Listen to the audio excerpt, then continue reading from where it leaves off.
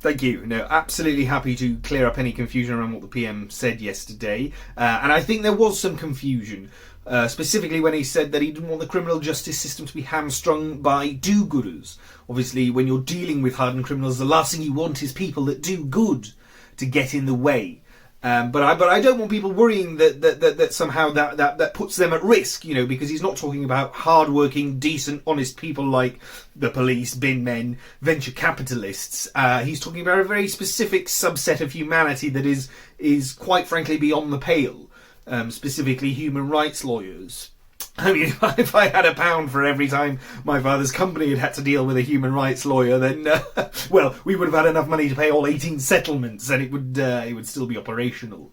But no, what he's saying is that the government is absolutely outlining a hierarchy of the people you should place your trust in. In fact, I've got it here.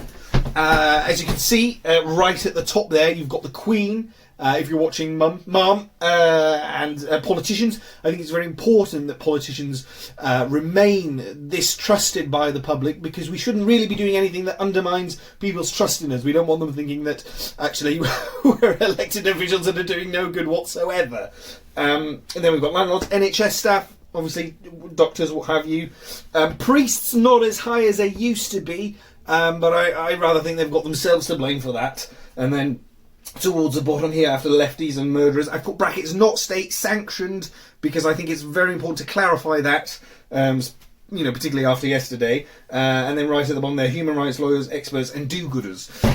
So I think that clears it up. But what I would say is, if you worry that you fall into that category, have a look at what you're doing.